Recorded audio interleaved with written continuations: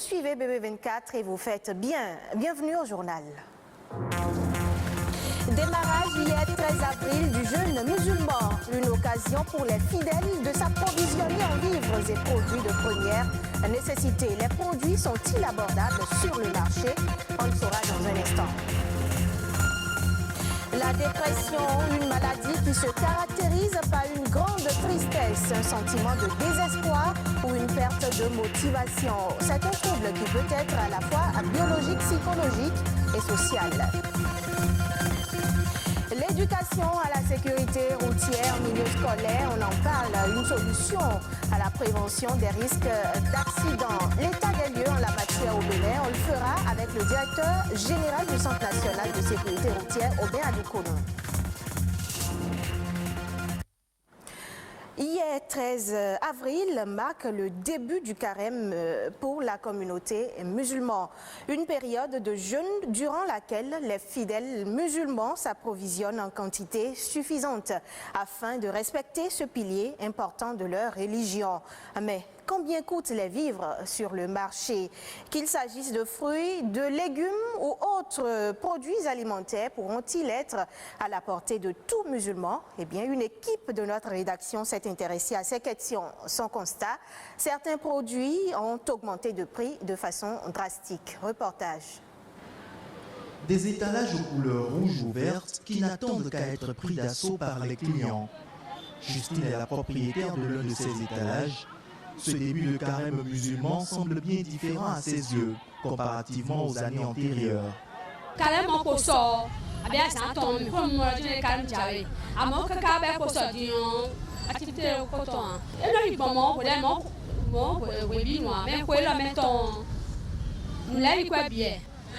Pour acheter de l'ananas ou autres fruits sur cet étalage-ci, il faut bien préparer sa bourse. Delphine est bien obligée de vendre cher, tout comme Justine, ceci parce que le prix a augmenté à l'achat.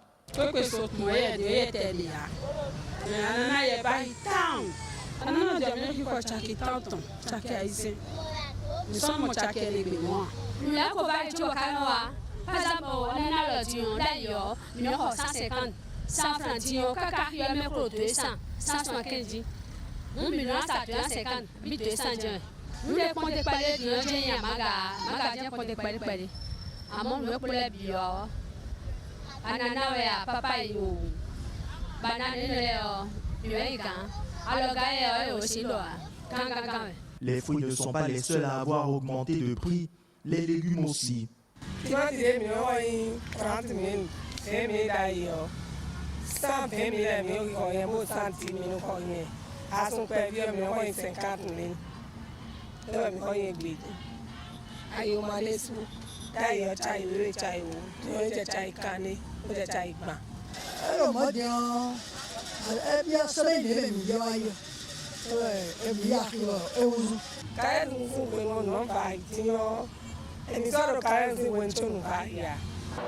Dans cette boutique, pas de fruits et légumes, mais d'autres produits alimentaires.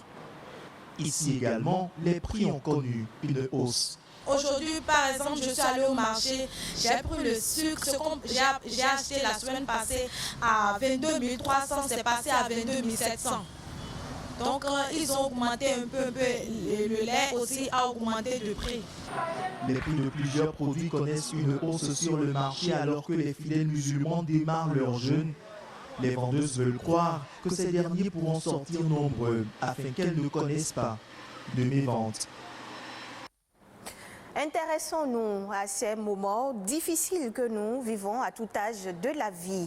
Un deuil, par exemple, la perte d'un emploi, des problèmes d'argent, un manque d'affection, un divorce ou encore une rupture sentimentale. Ce sont des situations inhérentes à la vie et personne n'est à l'abri. Mais face à ces événements, il y a une maladie qui guette quand on n'y prend pas garde. Il s'agit de la dépression, un trouble mental qui affecte les comportements. Quels sont les facteurs à risque et la prise en charge appropriée? Élément de réponse dans ce reportage. La dépression peut être à l'origine de toutes les pathologies mentales. Très répandue, selon l'Organisation mondiale de la santé, OMS, La dépression toucherait près de 300 millions de personnes dans le monde. Une personne sur 5 connaîtra un épisode dépressif au cours de sa vie. Lorsqu'un être humain tombe dans une dépression, il a l'impression d'être dans un gouffre. Il éprouve le sentiment de culpabilité. Il se sent prisonnier d'un univers où rien n'a de sens. Tout ce qui l'entoure suscite en lui de l'angoisse. Généralement, les dépressifs perdent le goût de la vie. Ils se heurtent à plusieurs facteurs de risque. Il y a des personnes qui fonctionnent avec des attitudes, avec des pensées qui sont déjà en disposition de conduire à la dépression. Il y a des personnes qui ne viennent pas à la dépression par ce processus, mais qui sont secouées par un événement traumatique. Les troubles sexuels sont aussi remarqués dans les cas de dépression. Les gens peuvent avoir des dysfonctionnements sexuels, aussi bien les femmes que les hommes. Il y a les cas de suicide. Les idées de suicide ou les tentatives de suicide qu'on retrouve majoritairement dans les cas de dépression. La plupart des dépressions qu'on rencontre, il y a toujours une idéation suicidaire. Il y a toujours envie de quitter la vie, de se donner la mort. Et là, c'est des urgences psychiatriques et des urgences médicales. La dépression n'est pas une fatalité. La preuve, ici, au Centre national hospitalier universitaire de psychiatrie de Cotonou, il existe un important arsenal thérapeutique pour soigner les dépressifs. Généralement, les parents, quand ils viennent, ils croient que leur enfant ne peut plus être jamais guéri. C'est faux. La maladie mentale se traite correctement et se guérit. Dans la chaîne des habitudes de soins dédiées aux patients, la psychologue clinicienne procède au diagnostic du mal dont souffre le patient pour l'aider à en guérir. Au cas où la personne affectée tente désespérément de se donner la mort, la prise en charge intervient. On doit forcément passer par un internement, ou on pourrait dire une hospitalisation, une surveillance et une proximité avec la personne, l'écouter, rassurer et rechercher dans son environnement les personnes qui peuvent l'aider à retrouver un certain goût à la vie. Il y a des activités artistiques et des activités thérapeutiques qui accompagnent les personnes en difficulté et qui leur permettent aussi de se sentir encore plus en confiance, de continuer le cheminement de la vie. Pas de vie humaine sans une vie mentale équilibrée et épanouie. Un bilan périodique de notre état de santé permet de barrer la voie à toutes les maladies qui nous guettent chaque jour. Je l'annonçais à l'entame, l'éducation à la sécurité routière en milieu scolaire est un levier essentiel qui pourrait contribuer à réduire les accidents de la route. Elle contribue à faire acquérir aux élèves les compétences citoyennes et responsables sur les axes routiers. Elle aide également à prévenir les comportements à risque. Obé Adoukonou, directeur du Centre national de sécurité routière, donne un aperçu de la situation en la matière au Bénin. Dans nos pays, surtout en Afrique, nous avions toujours rêvé introduire dans les curricula les thématiques de sécurité routière. Et cette réforme a pendant longtemps été remise au Bénin et pour le moment nous sommes à l'étape embryonnaire. À l'étape embryonnaire parce que c'est les quelques notions de base qui sont souvent enseignées, comment traverser la route et donc nous sommes en train, dans le document de cadrage en termes de politique de sécurité routière, de réfléchir avec les acteurs au niveau du ministère de l'enseignement supérieur, au niveau du ministère de l'enseignement secondaire, et pour que ça soit d'office considéré comme des matières à la base. Ce que nous avions pu faire à l'université aujourd'hui, au niveau de l'ENAM, nous avions quelques enseignants qui ne sont rien d'autre que des experts du CNSR et qui enseignent sur le code de la route. Et nous pensons que l'inverse devrait être la normale, c'est-à-dire dès la bas âge, nous devons enseigner sécurité routière, ça devrait faire partie des matières à évaluer. C'est pour cela que dans le document, il est prévu d'échanger avec les responsables pédagogiques, surtout les inspecteurs, pour que nous puissions asseoir un dispositif efficace afin que ça pouvait quand même améliorer le comportement de nos apprenants et qui sont les grandes victimes, en termes clairs. C'est parmi eux que nous avions les piétons, c'est parmi eux que nous avions la couche d'âge de 15 à 29 ans qui, à l'évaluation au niveau de l'OMS, se retrouve être la première couche touchée par les questions de mortalité. Ce n'est pas parce que vous aviez le BEPC, ce n'est pas parce que vous aviez le bac que vous aviez droit à une moto. Si vous n'aviez pas votre permis de conduire, vous ne pouvez pas monter sur une moto. Et ça fait partie des enseignements. L'autre chose, les comportements que nous devons avoir lorsque nous voulons traverser, par exemple, la route. Au Cameroun, Madame, Monsieur, une polémique est née au sein de l'opinion à la suite d'une correspondance du ministre de l'Élevage, des Pêches et des Industries animales autorisant l'importation des produits et sous-produits aviaires du Brésil. Mais les responsables de l'interprofession avicole du Cameroun rassurent, il n'y a aucun doute, le pays n'est pas engagé sur le chemin d'un retour des importations du poulet congelé. Suivez le reportage. Le premier avantage de l'acte du ministre en charge de l'élevage, c'est la diversification des partenaires du Cameroun en matière de recherche des intrants dans la filière avicole.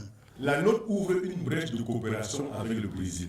Il est en train de vouloir permettre aux opérateurs économiques de pouvoir l'importer. Pas les poulets congelés, c'est-à-dire les reproductrices, parce que c'est un très gros producteur, les œufs à couver et les poussins d'un jour. Le coût des importations va peut-être augmenter, mais le deuxième avantage des œufs à couver et des reproducteurs, c'est la résolution de la question du vide sanitaire trop long. Certains qui étaient en production vieillissent, il faut les réformer, ça veut dire qu'il faut vendre ces poules-là pour qu'on consomme pour la chair, et les fermes sont vides en termes de reproducteurs. Non, il n'y a plus donc de poussins. C'est pour ça que quand il n'y a pas de poussins, conséquemment, il n'y a pas de poulet sur le marché. Autre avantage, la certitude que dans les ménages, l'on aura le poulet sorti de nos fermes. Les accoureurs, donc le métier de la production du poussin, vont s'arranger que si leurs producteurs ne sont pas encore en activité, que cela soit compensé par les œufs à couver. Dès que c'est mis en place, je crois qu'il y aura le poussin pour décembre. Les accouveurs peuvent sauter de joie. La crise sanitaire mondiale et la grippe aviaire ont secoué leur filière. Désormais, les feux repassent au vert. Voici le point de quelques autres sujets en interactualité traités par Patrick Adiaboudjou.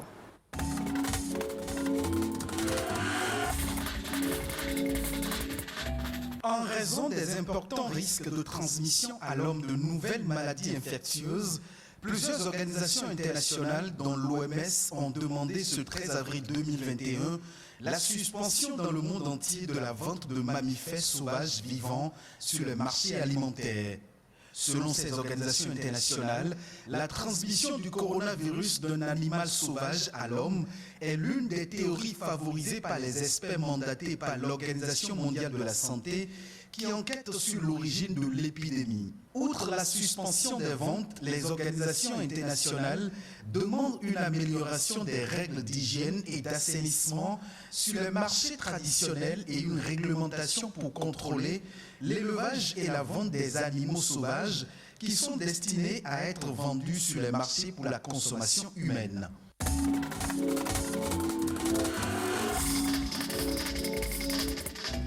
Les autorités sanitaires américaines ont préconisé mardi la suspension temporaire du vaccin contre la Covid-19 de Johnson & Johnson qui doit être livré en Europe à partir du 19 avril. Cela fait suite à l'apparition d'effets secondaires rares chez 6 personnes, notamment des caillots sanguins. À l'heure actuelle, ces effets indésirables semblent extrêmement rares, avec 6 cas identifiés sur plus de 6,8 millions de doses du vaccin de Johnson & Johnson déjà administré aux États-Unis. Mais l'innocuité des vaccins est la priorité absolue du gouvernement fédéral.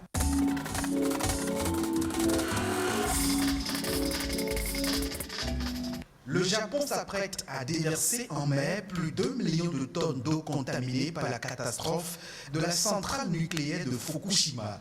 Cette décision met un terme à 7 années de débat sur la manière de débarrasser de l'eau provenant de la pluie, des nappes souterraines ou des injections nécessaires pour refroidir les cœurs des réacteurs nucléaires entrés en fusion après le gigantesque tsunami du 11 mars 2011. Environ 1,25 million de tonnes d'eau contaminée sont actuellement stockées dans des milliers de citernes à proximité de la centrale nucléaire accidentée il y a 10 ans dans le nord-ouest du Japon. L'eau a été filtrée à plusieurs reprises pour être débarrassée de la plupart des substances radioactives, mais le tritium ne peut être éliminé avec les techniques actuelles.